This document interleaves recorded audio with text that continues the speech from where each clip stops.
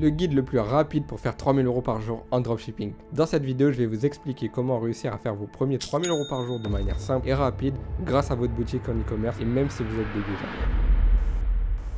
Avant de commencer la vidéo, je voulais juste vous demander de vous abonner si jamais le contenu que je fais sur la chaîne vous plaît et de mettre un petit like sous cette vidéo ainsi qu'un petit commentaire pour booster le référencement, ça me ferait vraiment plaisir et vous, ça vous coûte rien. Également, rejoignez-moi sur mon canal Telegram gratuit, le lien est disponible dans la description. Sur ce canal Telegram, je partage énormément de conseils, d'astuces vraiment exclusifs que je partage nulle part ailleurs. Vous aurez aussi accès à des analyses de boutique, vous aurez accès à des concours pouvant gagner jusqu'à 500 €, vous aurez accès à beaucoup de contenu, notamment les coulisses de mon business, mes résultats, les résultats de mes élèves, etc. Il y a vraiment une grosse communauté. Je pense que les gens sont très satisfaits de ce que je fais sur Telegram. C'est assez unique et je peux pas le partager ailleurs. Donc vraiment rejoignez-moi, c'est gratuit. Je pense que vous allez adorer. Donc on va rentrer directement dans la vidéo. Comme je l'ai dit, ça va être un guide rapide, donc on va pas perdre de temps. Donc je vais vous montrer comment avoir ce genre de résultat. Donc les 3000 € par jour en dropshipping, c'est le genre de résultat que je peux avoir moi en e-commerce ou même que mes élèves peuvent avoir, alors que même c'est des débutants. Donc je vais vous montrer comment vous allez pouvoir faire la même chose. Il va falloir bien suivre. N'hésitez pas à mettre pause sur la vidéo, à la revoir si jamais il y a besoin ou à prendre des notes même si vous voulez plus efficace dans votre compréhension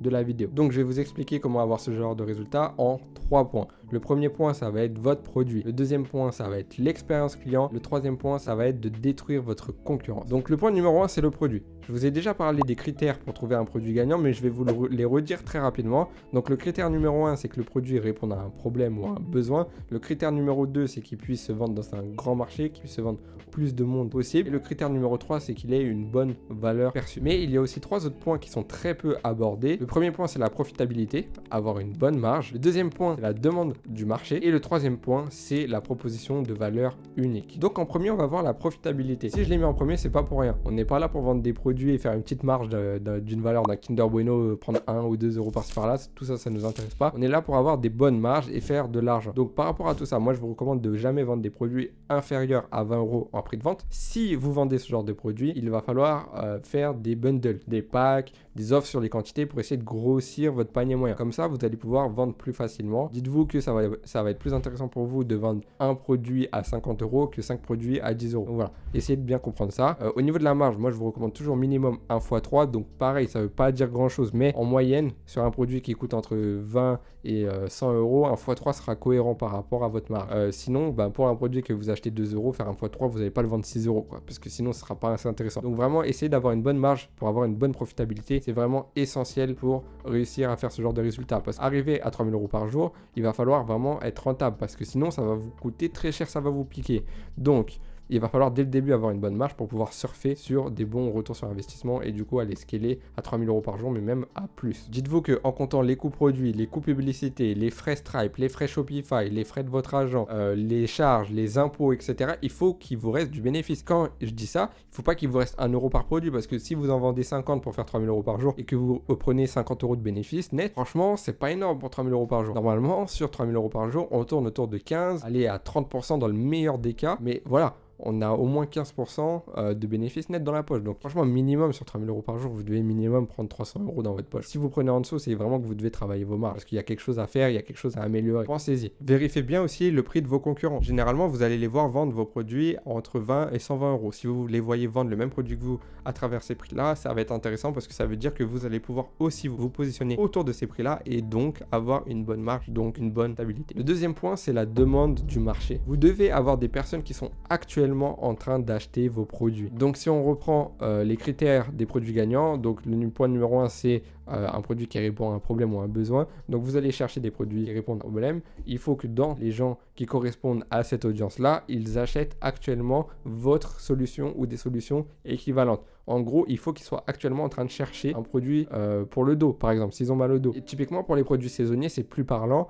Si vous vendez des maillots de bain, eh ben, on sait que du coup, il va y avoir une demande du marché des maillots de bain un peu avant l'été parce que les gens ils vont vouloir acheter leurs maillots de bain. Typiquement, en hiver, vendre des maillots de bain, ça ne sera pas intéressant parce que vous n'aurez pas vous n'aurez pas de la demande du marché. Vous aurez peut-être un produit qui est intéressant, vous aurez tout ce qu'il faut, mais peut-être une bonne marge, etc. Bref, il y aura tout, mais il n'y aura pas la demande puisqu'elle n'est pas actuelle. Donc, c'est pour ça que je vous dis, il faut avoir une demande, mais il faut que la demande, elle soit pile au moment où vous vendez les produits. Donc, typiquement, un produit saisonnier, c'est super intéressant pour ça. Vous allez pouvoir aussi vérifier la demande autour de votre produit, autour du marché de votre produit, et tout ça, ça va vous permettre d'exposer vos résultats assez rapidement. Vous allez très vite voir la différence. S'il y a une demande actuelle sur vos produits, vous allez voir la vitesse à laquelle vous allez pouvoir avoir des résultats positifs. Pour vérifier s'il y a une tendance autour de vos produits, s'il y a vraiment une demande, je vous recommande d'utiliser l'outil Google Trends. Donc c'est un outil qui est complètement gratuit. Vous pouvez le taper sur la barre de recherche Google et vous allez tomber dessus. Il suffit de mettre des mots-clés et ensuite vous aurez des sortes de courbes. Donc on peut le faire tout de suite. Voilà, je vais le faire en live devant vous. Hop. Donc si on tape par exemple maillot de bain, on va reprendre l'exemple juste avant, et que vous voulez vendre des maillots de bain, voilà, on a des courbes sur les 5 dernières années qui sont très parlantes. On voit que les demandes autour des maillots de bain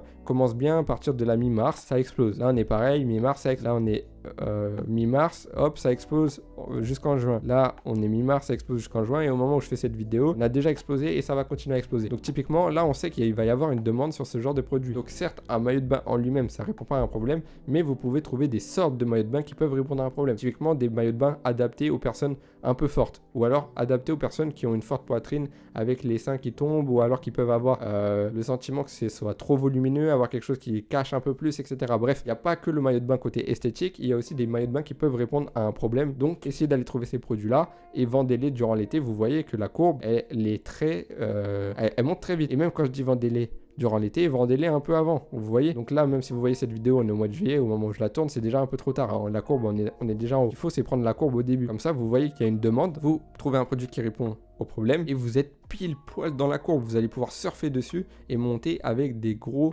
résultats. Donc c'est pour ça que je vous dis que c'est important de vérifier la demande du marché, et Google Trends est un très bon outil pour faire ça. Donc maintenant qu'on a vu tout ça, il nous reste un point à voir, c'est l'USP. L'USP, c'est l'Unique Selling Proposition en anglais. Donc c'est la proposition unique de vente. Donc je vais vous en parler tout de suite, mais avant ça, n'hésitez pas à vous abonner à la chaîne si jamais le contenu que je fais vous plaît, si jamais cette vidéo vous plaît. N'hésitez pas non plus à mettre un petit like, ça me ferait vraiment plaisir et ça me motive à faire encore plus de vidéos du style, et je pense que vraiment c'est le genre de vidéo qui peut être très impactante pour vous. Et n'hésitez pas non plus à me rejoindre sur mon canal Telegram gratuit. Je partage énormément de conseils. Je fais gagner aussi des lots à plus de 500 € dessus. Donc franchement, rejoignez-moi dessus, vous allez vraiment pas le regretter. Et on continue tout de suite la vidéo. La proposition unique de vente, c'est un point qui est très important. Pourtant, c'est pas beaucoup évoqué. On entend beaucoup de gens parler de produits saturés, alors que je vous garantis que le produit saturé, ça n'existe pas. Je ne sais pas pourquoi il y a des gens qui disent ça. Il y a des produits qui sont plus connus que d'autres, oui, mais des produits saturés, non. Ce qui est saturé, c'est les créatives, c'est la manière de vendre le produit. Ça, oui. Comment on peut dire qu'un produit est saturé quand il y a des milliards de personnes sur Terre qui pourraient potentiellement acheter le produit? Donc non, c'est pas saturé. Il faut juste revoir votre manière d'aborder le produit. Vous devez donc trouver une proposition unique de vente qui va vous permettre de vous démarquer de tous vos concurrents et de faire une différence notable au niveau des résultats. Pour ça, vous allez devoir le mettre en avant sur votre marketing, soit sur votre site ou même en publicité. En gros, il doit y avoir une harmonie dans ce que vous dites entre votre site, vos publicités et votre marketing de manière générale. Donc si vous vous axez sur votre proposition unique de vente et que vous avez quelque chose de très différent de tous vos concurrents, et alors vous allez pouvoir avoir de bien meilleurs résultats qu'eux. Un point aussi super important pour aller chercher les 3000 € par jour, c'est il va falloir avoir une excellente expérience client. Puisque là, 3000 € par jour, on commence à atteindre des montants qui sont assez intéressants. Donc il va falloir être très qualitatif au niveau de vos produits et au niveau de vos services. Donc là, prenez des notes parce que ça va être vraiment super important ce que je vais vous dire. Il n'y a pas beaucoup de gens qui en parlent, donc on va rentrer dans des détails et ça va être assez intéressant. Donc vraiment suivez bien la vidéo et prenez des notes s'il le faut. Donc votre client doit comprendre exactement ce que vous lui vendez. Vous allez vendre un produit qui répond à son problème ou à ce besoin, donc il faut lui dire, il faut lui préciser, il faut qu'il comprenne son problème, il faut qu'il en soit conscient, parce qu'il y a certaines personnes qui n'auront même pas conscience, il faut qu'il comprenne votre solution, il faut qu'il comprenne comment ça marche, il faut qu'il comprenne quel genre de résultat il peut attendre, comment vous allez l'aider à atteindre ces résultats-là. Donc on va prendre un exemple, on va prendre l'exemple du produit qui répond aux douleurs au dos. Donc typiquement c'est un produit que j'aime bien, enfin, c'est une idée que j'aime bien prendre parce que c'est assez simple et je pense que pas mal de gens peuvent comprendre à ce niveau-là. Donc votre client il a mal au dos, c'est son problème. Dans votre marketing, vous allez devoir lui dire clairement que votre produit soulage les douleurs au dos. Et ça peut paraître tout bête de dire ça, mais je vous garantis qu'il y en a plein qui ne font même pas ça, qui mettent des titres qui n'ont rien à voir ou qui mettent des titres avec des sous-entendus. Non, dites-lui clairement ce qu'il veut. Il est là, il a mal au dos. Vous vendez un produit qui répond aux douleurs au dos. Donc dites-lui dans le premier titre que votre produit soulage les douleurs au dos. Tout simplement, vous ne vous prenez pas plus la tête que ça. S'il a cliqué sur votre site, c'est qu'il était intéressé. Donc maintenant, il faut qu'il voit ce qu'il a envie de voir. Il faut lui donner ce qu'il a envie de donner. Quel est le résultat qu'il peut attendre? comment il peut l'avoir, en combien de temps, comment ça marche, tout ça, il faut lui dire précisément. Il faut aussi réfléchir à votre client, donc si le client il a mal au dos, essayez de comprendre comment vous pouvez l'aider, parlez-lui en bénéfice client et justifiez tous vos bénéfices clients par des caractéristiques du produit. Donc typiquement ça donne, notre produit soulage les douleurs au dos, soulage vos douleurs au dos, donc grâce à son maintien exceptionnel ou un truc du genre. Donc vous comprenez bien la structure. Vous mettez toujours le bénéfice client en numéro 1 et ensuite vous justifiez le bénéfice client via une caractéristique de votre produit. Donc l'expérience client, ça ne se limite pas que à ça. Donc ça va être l'expérience client avant achat. Donc évidemment, ça a travaillé pour avoir un maximum de ventes, mais il y a aussi l'expérience après achat qui va énormément compter. Ça commence notamment avec les délais de livraison. Moi, je vous recommande d'utiliser CJ Dropshipping. Vous allez pouvoir avoir des livraisons en moins de 10 jours et ça va être super intéressant pour avoir une bonne satisfaction client. Parce que les livraisons en 3 semaines ou un mois avec AliExpress, clairement, ça va pas jouer en votre faveur. Également, n'hésitez pas à envoyer des mails automatiques à vos clients durant le temps d'attente de réception de son colis. Comme ça, il va pas stresser, il va pas se dire oh, je me suis fait arnaquer, etc. Il aura des nouvelles de vous. Soyez bien à l'affût au niveau de votre service client, donc répondez bien aux mails sous 24 heures, envoyez-lui correctement son numéro de suivi et faites en sorte de le rassurer. Donc vous pouvez par exemple envoyer un mail automatique 2 jours après l'avoir commandé chez vous en lui disant votre colis a été expédié et vous lui envoyez le numéro de suivi de votre commande. Ensuite 2 jours après vous pouvez lui dire suivez votre colis attentivement afin d'être sûr que tout se passe bien et n'hésitez pas à nous contacter si jamais il y a un problème par exemple. Et ensuite 2 jours après vous lui dites votre colis arrive très bientôt, vérifiez votre numéro de suivi pour être sûr de ne pas rater la livraison ou pour être sûr de ne pas rater la date de livraison. Et normalement là si vous avez fait ça, déjà vous avez 6 jours, entre 6 et 8 jours en faisant 2-3 mails durant lesquels le colis est déjà parti. Si vous avez un délai de 10 jours, il lui reste que 2 jours à attendre. Donc là clairement il va recevoir son colis et il sera très satisfait. Donc évidemment pour qu'il soit satisfait, il faut que le service soit bon. Donc vous le rassuriez si jamais il a peur, que vous lui envoyez des mails, qu'il pense bien qu'il a commandé chez une vraie boutique qui ne s'est pas fait arnaquer. Mais il faut également que le produit soit de bonne qualité parce que si dès qu'il ouvre le colis, le produit il est en miettes ou alors il est d'une très mauvaise qualité, il se rend compte que ça vaut pas 1 euro votre produit, il va vraiment s'énerver et là ce sera pas bon. Donc pour envoyer les mails automatiques, je vous recommande d'utiliser Klaviyo et pour vérifier la qualité de votre produit avant même de le tester en dropshipping, je vous recommande d'aller voir les avis sur Amazon. Ça va vous aider à vous faire un avis sur la qualité du produit. Déjà en regardant les notes et aussi en regardant les commentaires des gens qui ont acheté. De cette manière, en faisant ce travail-là, vous allez pouvoir augmenter votre LTV. Donc la LTV, c'est la Lifetime Value. Donc c'est la valeur que votre client va vous rapporter à vie. Donc en dropshipping de manière classique, si vous vendez le produit une seule fois, votre valeur, la valeur de votre client, votre LTV sur votre client, ça va être de un achat puisqu'il va commander un produit par exemple à 50 € et il va jamais revenir. Maintenant, vous pouvez travailler ça pour faire en sorte que le client du coup en parle à ses amis, donc créer du bouche à oreille et en même temps revienne acheter chez vous régulièrement. Donc là, ça va vous permettre d'avoir plus de revenus. Donc pour illustrer tout ça, on va prendre l'exemple de deux marques qui diffusent des publicités à hauteur de 1000 € par jour sur Facebook Ads par exemple et qui ont un panier moyen de 100 €. La marque numéro 1, elle n'est pas rentable, elle n'a pas une bonne LTV, donc les clients commandent une fois par an maximum et puis c'est fini. Elle fait des ventes à quelques centaines d'euros. Donc très bien, mais elle n'est pas rentable. Et en plus, elle sera jamais rentable. Et donc du coup, elle va forcément être en difficulté et elle va devoir fermer, elle va devoir arrêter, quoi. La marque numéro 2, pareil, elle dépense 1000 € en publicité par jour. Elle a un panier moyen à 100 € mais elle n'est pas rentable. Par contre, elle a travaillé son LTV. Un client, au lieu de lui rapporter, 100 € avec un produit qui coûte 100 €, va lui rapporter 400 €. Pourquoi ? Parce que le client va commander 4 fois par an. Donc, forcément, il ne sera pas rentable avec son premier achat. Mais à partir du deuxième,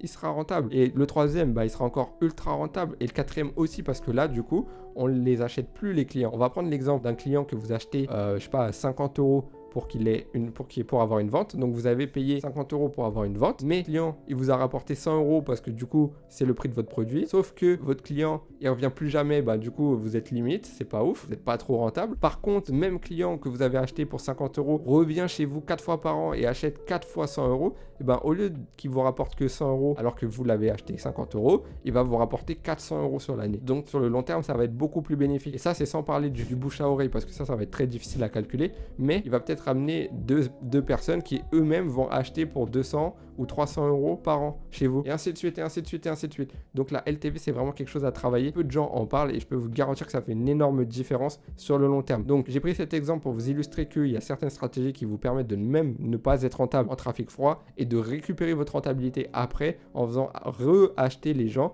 et en utilisant le bouche à oreille parce qu'ils sont satisfaits. Évidemment, ils viendront jamais réacheter chez vous si vous avez des délais de livraison d'1 mois et si le produit il est de mauvaise qualité. Donc je pense que vous l'aurez compris, mais mettre le client au centre de votre boutique, c'est clairement essentiel essentiel surtout pour tenir sur le long terme. Quand on commence à faire du 3000 € par jour, je pense qu'on a envie d'aller chercher les 5000 ou les 10 000 € par jour. Pour tenir ce genre de résultats sur du long terme, il va falloir optimiser votre LTV. Tous les gens que vous voyez qui ont des résultats en e-commerce qui font 10 000 € par jour, et s'ils le font pendant plus d'un mois, ils ont forcément une bonne LTV, des clients qui sont satisfaits. Sinon, ils ne tiendraient pas sur le long terme. Ensuite, un point aussi super important, c'est être meilleur que vos concurrents. Pour ça, il va falloir tester, tester et tester. Par exemple, là où des dropshippers classiques testent 3 publicités en e-commerce et puis si ça marche pas au bout d'une semaine ou ça marche mais c'est pas assez bon, etc., ils vont pas aller plus loin, ils vont couper le produit. Vous, même si vous n'êtes pas ultra rentable dès le début, vous allez pouvoir tester d'autres angles marketing, d'autres miniatures sur la vidéo. Vous allez pouvoir tester d'autres textes, d'autres titres, d'autres morceaux de vidéo, les accroches. Vous allez pouvoir tester la même vidéo mais en changeant que l'accroche. Ensuite, tester la même vidéo mais en changeant que